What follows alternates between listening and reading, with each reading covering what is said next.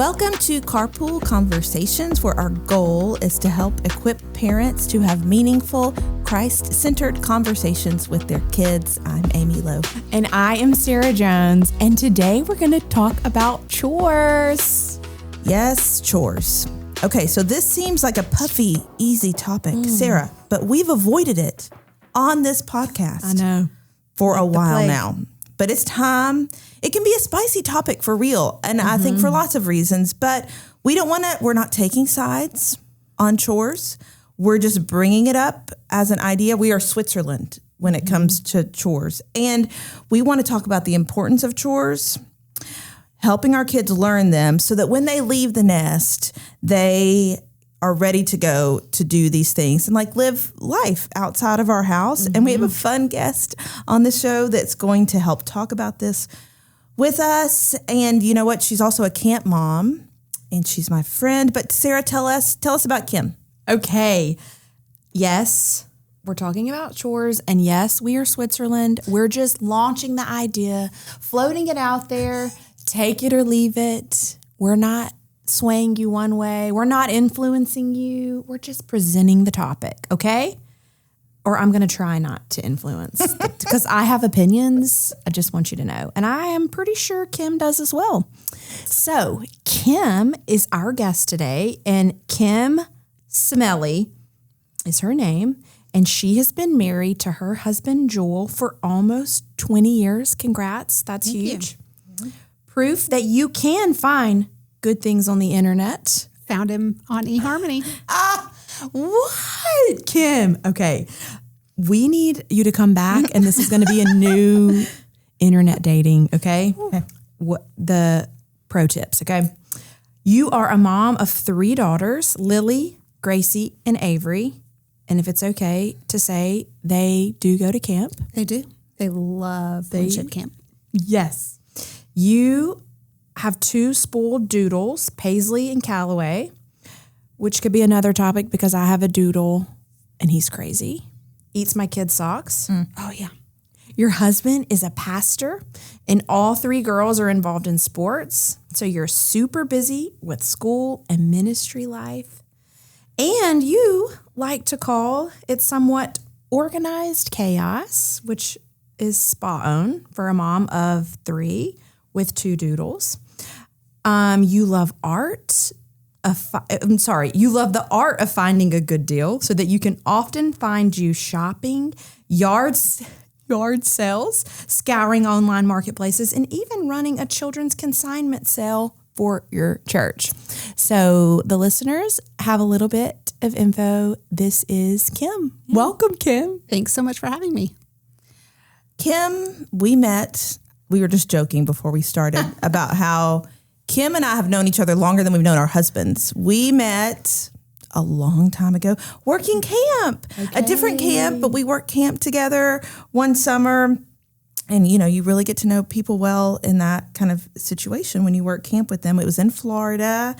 And it just is so neat that we've ended up in the same part of the country now. We live close to each other. And so it's fun to reconnect with you, Kim. And I do know that she's always been good at finding good deals and finding steals, and it's just really fun. So again, we could talk about that also. But Kim, our question that we always ask guests whenever they come on the show is just, you know, we're all in different phases of our parenting and have younger kids and older kids, and you have what'd you say, 10 to... They range from 10 to 17. 10 to 17. So that's the stage that you're in. What is the most fun about the stage that you're in right now with your girls? I love the stage we're in. It's so much fun.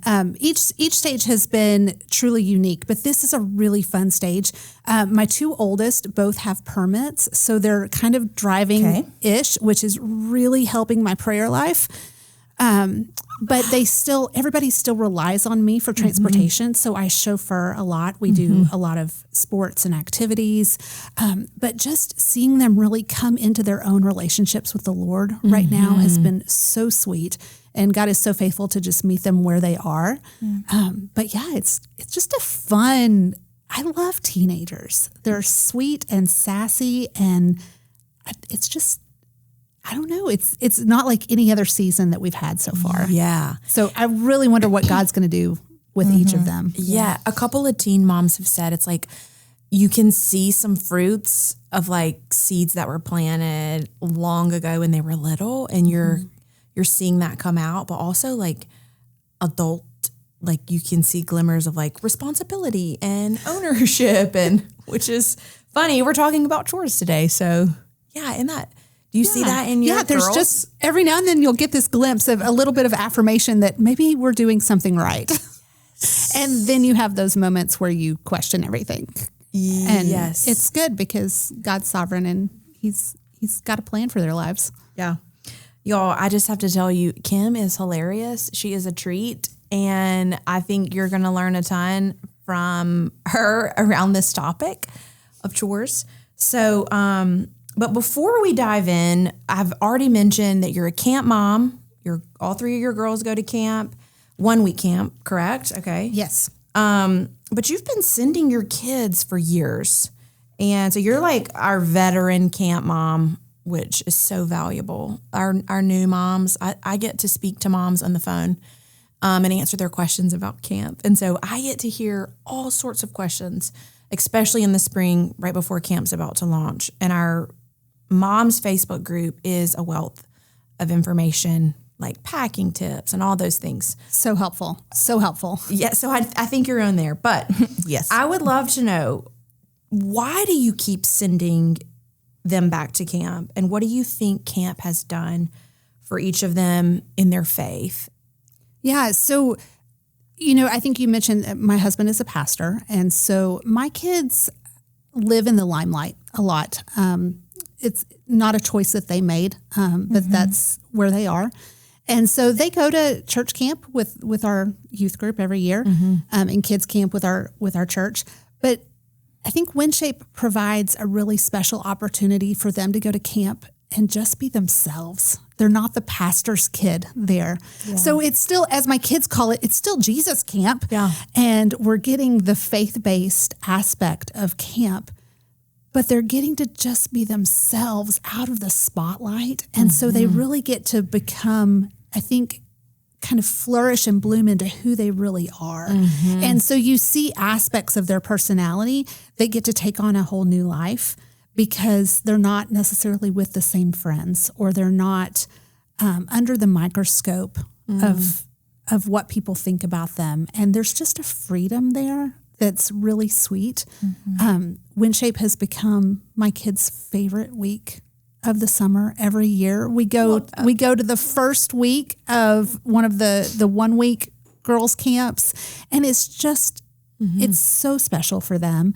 And I was fine with sending my older girls because they had been to camp before, but the little one, she started, I guess, right after her second grade year, would have been her first year to go.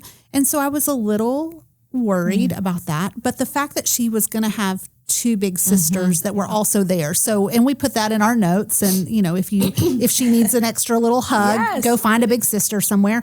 I don't think she needed it. I think she did just fine. But it also gave her a chance to be out of the shadow of her sisters and to just be who she's going to be. Yeah. You're spot on. I tell parents all the time when they are like, we want to come, but we don't want to come without a friend. And I encourage them to say, like, I have heard from parents who come without friends, without knowing anyone. They do not have a roommate. There's something that's, I think, birthed in an environment where it's like, okay, my parents aren't here. Yep. Yeah. I just get to be who God has made me to be. So in our house, we call these basic life skills. And they're things that a lot of kids don't ever have the opportunity to learn. So a basic life skill is making a new friend. If you go to the same school for 12 years, or you never move, or you never go to a new school, you never have to make new friends. Yeah. And this is a basic life skill we all need to know. Yeah. And so what a better way to do that than at camp. And ironically, we've gone each year where we just kind of put it out and really as a prayer request with our kids and prayed that the Lord would send them a special friend to camp. Yeah. And then so funny, they would see kids from school there. We didn't know those kids were going to be there, but we never put in a room request. Yeah. We just wanted to leave that up to the Lord and see what he would do. Yeah. We need to get that recorded so that we can play that for other moms who just call and have questions and say, like, no, seriously, it really is a safe environment. The counselors train to make sure everyone, like, friendships are cultivated and like no one's left out. Yeah. And sometimes if we go with a friend, it becomes a little bit of a crutch that we then don't step out on our own and don't use our personality. Yep. Oh, I chose a college. I knew no one. I didn't even know my roommates. It was great. Kim, you talked about life skills and that is one of the things. So this podcast releases on December 17th. And if you're listening to it when it just came out, this is a great time for you to be thinking about January's coming. What maybe new life skills do I need to start to work on with my kids depending on the age that they are? My husband and I always use January and August as refreshes, restarts to help think about something new that they want to learn. So you've got 2 a year. You could do it any time, but those are such natural rhythms for us.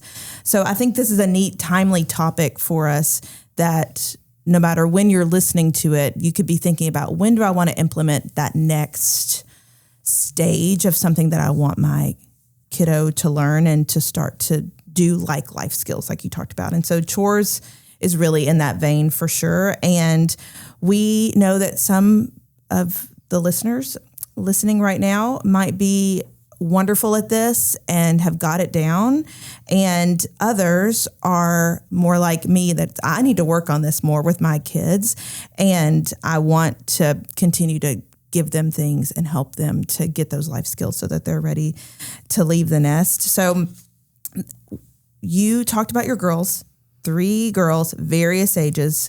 And so it's neat that you're talking about this because you can talk about it from the young stage and the older stage. But my first question is, just talk to us about the importance of this for you. You've mentioned it a little bit, but you can unpack it a little bit more. Why do we even have these kiddos, jump in and do this stuff? Yeah. So I think in our house, just learning basic responsibility, personal responsibility, that's a huge thing. And I think it's something that a lot of parents maybe shelter their kids from that responsibility, and maybe in a sense of, because I love my child, I'm going to do these things for them.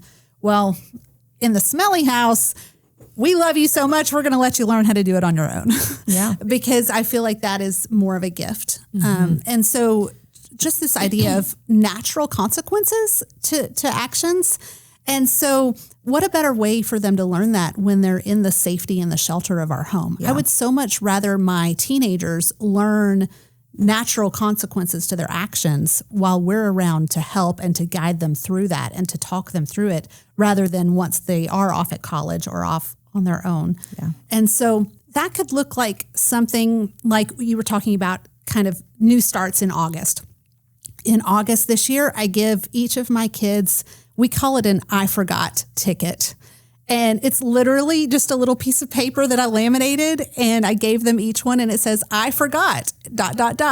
And One. You get one for the school year. Now you could do one a semester, however you need to do it for your family. This is good. But Sarah's laughing. Yes. The week before school starts, you get your I forgot ticket, and you can use it on anything you want, but you only get to use it once. And if I am at all able, then you call me, you say, I forgot whatever it is, and I will move it heaven and earth to bring it to you, to school or wherever you are. Be wise in how you choose to use that ticket, because you only get one. And then it resets at the end of the year. So by the end of the first week, I had a child that called and said, Mom, I forgot my shoes. I don't even want to know how this happens, but I think she had gone to school in one pair of shoes and wanted to change. And at her age, fashion is very important. It was a fashion choice. It was a fashion choice, and maybe a comfort choice. And at that age, it was worth her using her ticket. I asked, are you sure? Do you not want to use this on maybe a forgotten homework assignment or a forgotten laptop or something else during the year? But she assured me, no, the shoes are the most important. So that child used her ticket and I took the shoes to her. Now, that did cause a problem when later, Kim, like last week, she forgot a very important piece of clothing that she needed for a uniform that she needed. And we still got to figure it out. That was something that Dad was in the car, and Dad was a little more. He was a little more of a softie, and he's like, "Let me just run home and get it." And I'm like, "Are you serious?" So we got to figure out that. But another child who tends to be very responsible, and I don't know that she's ever used her ticket, was like, "Mom, can I trade in my ticket for something else?" Because I never need to use the ticket. Right? I know. May we all be like her one day. What's her birth order? If you say firstborn, no, she's second. But my kids didn't read the book about birth order, so she thinks she's a firstborn. Okay. And we're just going to let her live in that reality. Okay. So I still have 2 tickets on the dashboard of my car that are waiting to be used. Yep. So I cannot wait to do this. Okay, you and my husband are on the same page with the natural consequences. I think it's termed executive functioning. Yes. It's like, okay, well, in kindergarten, my daughter has media day where you get to get a library book. But if you forget your library book, you have to wait a full week. I get a text from the kindergarten assistant teacher that Mary, my daughter, is so upset and that she would like for me to bring her the library book when I come to pick up my other son from preschool, because she knows he gets picked up at 1, libraries after lunch. Like, I could just bring it. I'm coming to the school anyway. Right. So I was like, oh, absolutely. My husband happened to be home that day. He said, "What is that?" I said, "Oh, the teacher texted me. Mary's upset. She forgot her library book, wants me to bring it when we pick up our son." He said, "Absolutely not." I said, "Well, I've already told her that we would." He said, "I've got this." So he sees my daughter's class at the playground, has the book, walks over to the teacher. Sarah. He does. This is great. He hands it to her and he says, "Hey, we love a natural consequence. Please do not text us if she forgets a lunch," which she did. There was a water bottle, a snack, a lunch, like she had to do without. Yeah. He's like, "It's the only way. It's the only way. I can't always rescue." This is not the topic of chores, but it is the topic of natural consequences. So I can't wait to tell him about the I forgot ticket. You learn to start thinking through, where am I going and what do I need when I get there? Yes. So we ask our kids that all the time. Where are you going and what do you need when you get there? Good, Kim. And you forget things a few times. You know, you forget your volleyball knee pads and you're not allowed to get out on the court, or you have to wear somebody else's stinky knee pads. You're probably going to remember to check to make sure you have those.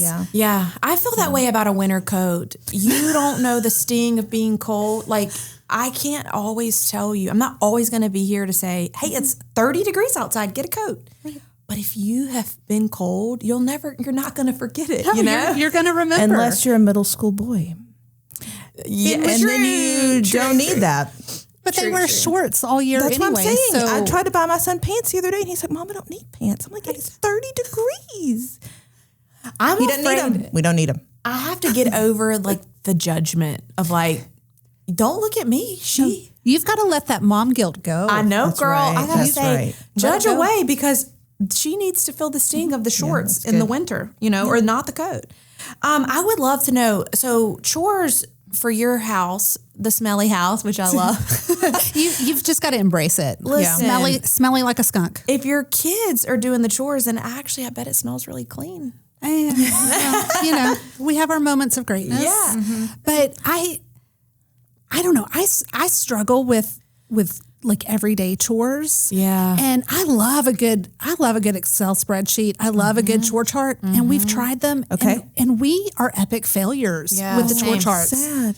And so I think what we found that works best for us is more like, what do you need to have done so that life works? Yeah. And that's your responsibility. Yeah. And then we'll have kind of chore days. Oh, that's fun. So like when we get to the point that we have a lot of stuff around the house that really needs to be done, then we'll have a chore day. Now, each of our kids do have a standing chore, if you will. So like I have one kid that it's her job to take out the trash and to put the bag back in and to roll the trash can out on the right day.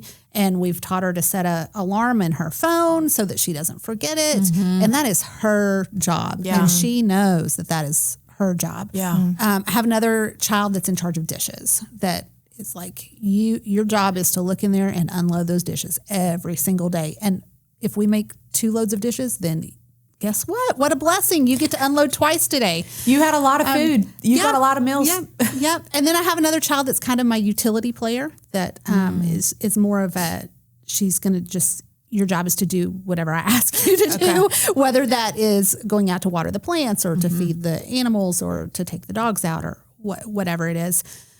But on like chore days, I just make a big list. I get a legal pad out and I make a big list of all the things that need to be done. And then we circle up as a family, all 5 of us, and we set an hour or 2 hours or whatever it is that we need to do. We have this great thing once a month where we have people from our church over to our house for lunch. And you know what that does? It makes you clean. It forces us to clean once a month. Yes. Do you hear that? Not every week, once a month. Okay. That's like, we're setting the bar. Perfect. Like, very There's attainable. no clean like a hosting clean. There's You're like, no clean. I'm so fast Right. too. Yeah, but here's how it works. Everybody circle up. You pick whichever chore you want on that list of things that need to be done. You do it with excellence. Yeah. And then you come back, you mark it off, you come back like a boomerang, and you pick another one. And we are all going to work as a family until we get through the list. Okay. Some of them are 1-person jobs, some are 2-person jobs, some take longer, some are pretty quick and easy. You pick what you want. It's like choose your own adventure. I'm right? totally doing this. And then we mark it off, and when we're all done, then we're all done. And we, go get some ice cream. So it's a team. It is a team. Absolutely effort. a team. Okay. We made the mess as a team. Yeah. And There I you live go. with 4 people who leave trails. Yes. Clearly not me. I would never leave a trail behind me. But I live with 4 people who leave trails everywhere they go. So we did this together. Let's Get it up together. clean it up together. Yeah. Tidy up, as my sister says. Let's tidy up, everyone. I love it. I need to know, was this something done in your house growing up? No, Okay. I didn't have chores. So you've had to pave a way for something new for your family. Yes. Okay. Now my husband had chores. He had a lot of chores, so much so that he tells stories about like his sister didn't wash the dishes one night, and so she slept with the dishes that night. I know, isn't that funny? But that was the OG Smelly house. Yeah. So I did not really have chores. That wasn't something. What about you, we Sarah? had. Well, Amy, I think you know this, but when I went to college, I had to call my mom and say, Yes. how does this washing machine work? What? How much detergent? I know that there's like whites and darks. Like I have to separate the colors or they'll bleed. I knew that. It was eye-opening. Yeah, you're right. You said in the beginning, like you don't want to send kids to college you also don't want to send kids to college and their roommates be like, this kid is a slob, Like Yes. they don't know how to do anything. Right. But in my 20s, we had a chore list for all of the housemates. And it was like, okay, this month you're on the floors. Yeah. And you're going to sweep and vacuum and mop. This is like your chore this month. And I was really terrible at it. Probably so much so it was like, good luck when you get married because this girl's terrible at chores. But I wished a couple of things we did. My sister and I had she had vacuuming and mopping and I had dusting. And how my mom got us to do it was she looked at each of us and said, you're really good at this. And I believe that I was the best duster there ever was. So I took pride in it. It was like, my sister's not good at this and I am. So this is my chore, But it was very minimal. I should have had more. And I'll tell you, I think, which is why I'm trying to be Switzerland, I think it bonds you as a family. You have a shared task that you're all working towards. And you can like see the fruits of like your labor. It's like, we talk a lot about culture, and I'm more creative in a clean environment. You know, like if I'm creating a culture in my home where the house is clean and organized and it helps me to be more creative and more fun, then let's do that, you know? I love that. So we actually, because I was never trained or taught to even like the right way to clean. And I'm so envious of people who know how to clean really well. So I have, as a gift to my family, they don't think it's a gift, but I do. I have hired a house cleaning lady who's coming in not to clean our house, but to teach our family how to clean our house. Doesn't that sound like fun? It's going to be like a party. I found a day that everyone was out of school. No, and I put this on the calendar like 2 months ago, and this sweet lady, I was like, look, here's let me know your hourly rate. Can I pay you a little bit more than that? And you don't even have to clean. You just have to come teach us how to clean. I want to come. And so we're all going to learn how to clean the right way. Isn't that fun? A master class. That is great. Yes, but you'll have to let family. You'll have to let us know how it goes. I will. Okay. Okay, Kim, you told us some great tips. How do you keep your girls motivated when they struggle like we all do? That's a great question. I think really the natural consequences are what kind of kick you in the pants, right? So letting it happen. Our girls do their own laundry, and that started at about 10 years old. Yes. Really, once you started putting all your clean clothes in the laundry, I stopped doing your laundry. That happens. Yeah. And so, like, if you don't have clean clothes to wear, that's kind of on you. Yeah. And so they have days. We usually start kind of on Friday, and whoever gets their load of stuff down first gets the washer first. First come, first serve. First come, first serve. That's great. And you better run that stuff on through, or else you're going to get to Monday and not have the clothes you want to wear. Mm-hmm. So I think really it's just those natural consequences that become a natural motivator. Yeah, so good.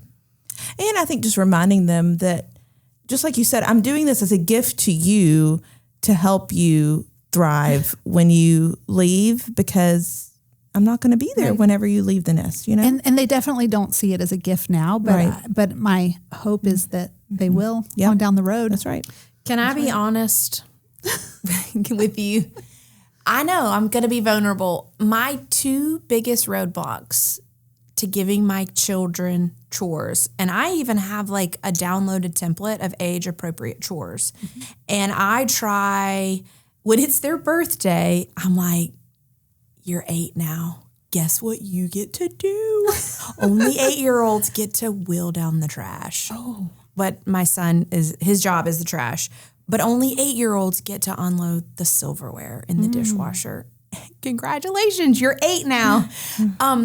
But if I can be honest, my biggest roadblock is them not doing it the way I want it to be done. And I really have to die to that, you know? You know what I heard from a person that we love about that changed it for me? Okay. Here it is. You might want to write this down.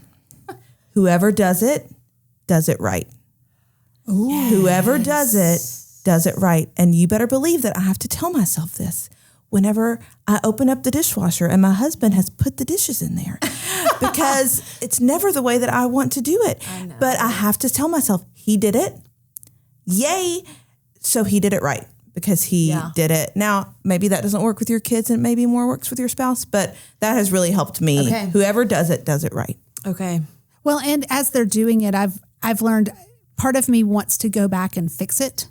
But then I have one that was like, well, why would I do it if you're just going to come behind me and fix it?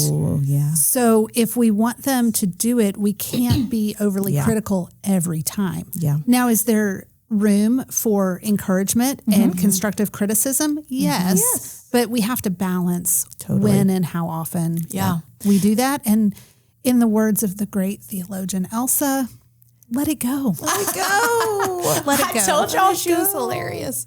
Okay, I have had to think through the lens of like a boss at work. If my boss at work critiqued every single project that I did, what a bummer that would be. And so I try to like view it of like, okay, yes, you now have the task of this chore, and I have to let go of like it not being done the way I want it to or being perfect, but that they're learning and that they're trying, and that be a voice of encouragement. But you need to know I am biting my tongue like, okay, that's okay. It's okay. It's okay. So I know that there is probably a mom or dad listening who likes it done perfectly, and it's okay. Just start somewhere and say, I think the biggest takeaway for me is that chores aren't it's a bonding moment as a family, and you get to take part. Same way for a company. When you all play a part and you meet the goal or the task, what it gets completed, like it bonds you as a group, as a family, as an organization, whatever it could look like. So yeah. None of us are going to know how to do it right the first time. That's right. In everything we've done, there's a learning curve, and there's a growing in that. And we as parents are there to teach our kids. So if we do it for them every time, they're never going to learn. Yep. I know. Before we wrap today, we were talking off camera, and packing for camp is an Olympic sport. I want you to know there's a packing list. There's nightlifes. I'm not going to be there to go get them something they forgot, whatever it might be. Kim lets her girls pack themselves for camp. And so I think it blew my mind of like, that's an option. It is an option. Absolutely. Absolutely. And the thing about specifically WinShape camps, they send a very thorough packing list. So you just give them the list. I print out a copy of the list for each kid, give it to them, and I send them on their way and tell them, go pick out everything you need. And what it looks like is a bed full of stacks of every outfit and everything that's on the list. So it is your job. You know where everything is in your room. You washed those clothes. You put them away. So I hope that they are not wrinkled and you can find them. And all you have to do is pull everything out. We get our box of Ziploc bags and label everything. And when you have everything on that list out and ready, then you call me up. And I will come and I'll just double check and we'll go through that list together. Love it. So I am not the one tracking everything down. If you need something from the store, you add it to the store list. Yeah. Everybody has access to that list. You add it on there. We'll go make a run, and amazing. And then you've got it, and you can label your little bags. And we started this when the little one was in second grade. She knows where her stuff is. We have a special little box under the bathroom counter that has their like camp specific toiletries. So those things that you don't want to have to go out and buy new every year, and you're going to use them. So just keep them in a little box. Yep. They know where their camp bedding is. They grab it out, and we stuff all that in the great big rolling duffel bag, and we're good. We're good to go. Love and it. so, part of that natural consequence is if you show up and you didn't think through everything, that's on you, and life will go on and you'll be fine. Yeah. But it takes the stress off of me. But also we did it together. Yeah. So you got everything. Yeah. And I double checked with you. And my daughter was so opinionated anyway about what she wanted. It was like, I've done all this for you, and now you're saying I'm not wearing that. It's like, what? Yeah. When you get to a point where I have 3 kids, I have things to do. I know. Yeah. Come on. I know. Oh, Kim, I love your wisdom around this chore topic, but also pro tips for camping. It's been a joy. Any last words of wisdom? Maybe Elsa. If you can send your kids to camp, it's wonderful. There are so many life skills that they learn from that. And Kim went to Disney World last year. I did. While her kids were at camp. That was my mom tip I figured out was, so the first 2 years, well, 1 year we, my husband and I just stayed at home for the week, and that was fun for you cleaned for a week. Yeah. The second year he went on a mission trip, and the kids all went to camp. And so I had this glorious week Staycation. by myself that was just amazing. And then I got really smart and I planned a trip to Disney with my girlfriends. And so husband went on the mission trip, girls went to camp, and I went to see the mouse for a few days. Yeah. It was so much fun. Yeah. And That's amazing. yes, it was so much fun. I feel like you should write a book. I'd read it. I'd read it, Kim. Okay, guys. Well, our time is over. It was a wrap. I know that you already know this, but we end our Carpool Conversations podcast with a question that you can take your kids so that you can just have intentional moments of conversation. I cannot wait to hear what they have to say. I actually will ask this today in Carpool because I'm in charge of Carpool today. I'm going to ask this, but for those listening, the question of the day is, what is your favorite chore to do around the house? And what is your least favorite chore? So if they don't have chores yet, I think after this would be a great time to start. Just start small and build. Celebrate a birthday, add a new chore. Milestone birthday. Thanks for listening, guys. See you next time.